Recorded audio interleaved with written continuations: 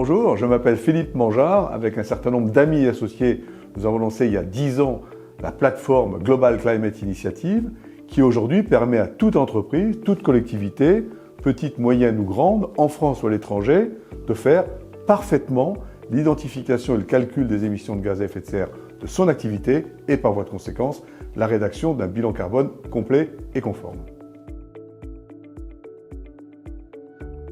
Une stratégie carbone peut créer de la valeur économique sur plusieurs chapitres. Le premier, les économies que va détecter un bilan carbone. Il va détecter les gaspillages, les mauvaises utilisations, les déplacements inutiles.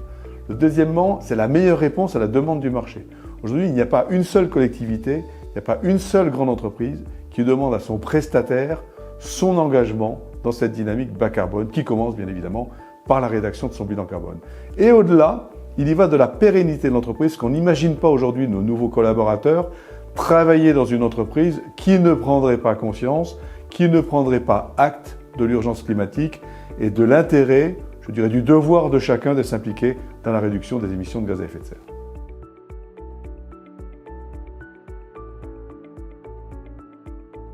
Il faut aussi bien comprendre qu'un bilan carbone, c'est toujours rentable. Un bilan carbone, premier bénéfice, réduction des gaspillages, réduction des mauvais usages, réduction des déplacements, des transports inutiles, plusieurs milliers d'euros, voire plusieurs dizaines de milliers d'euros d'économies que va détecter ce bilan carbone qui, je le rappelle, sur la plateforme Global Climate Initiative, coûte quelques centaines d'euros. Donc immédiatement, ce qu'on appelle le ROI.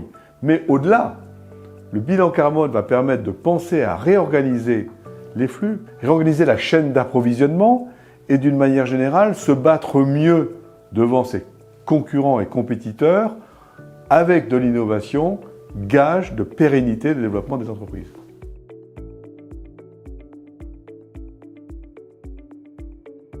Le bilan carbone est un exercice comptable qui, comme tout exercice comptable, doit amener à faire des prévisions, des plans d'action, c'est-à-dire mettre en place une stratégie à vocation de réduire son empreinte carbone.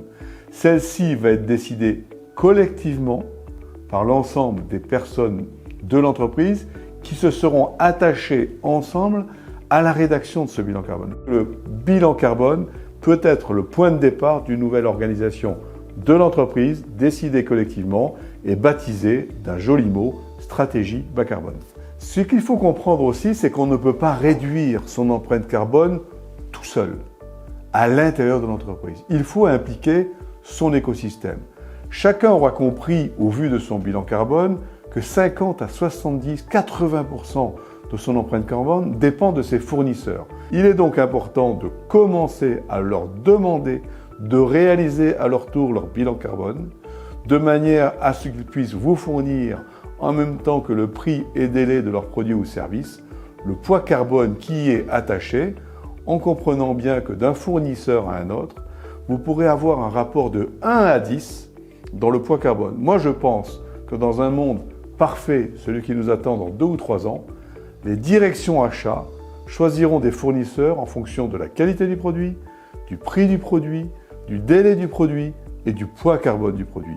Donc, tout entrepreneur qui désire conserver ses clients, qui désire se différencier par rapport à ses concurrents, doit s'engager à faire son bilan carbone, produire ce qu'on appelle le facteur d'émission par unité d'œuvre de ses produits ou services, et pour améliorer sa propre performance carbone, doit imposer, je dis bien imposer, à ses fournisseurs pour les moins les plus importants, de lui remettre à leur tour son bilan carbone et le poids carbone des produits et services qu'ils leur achètent.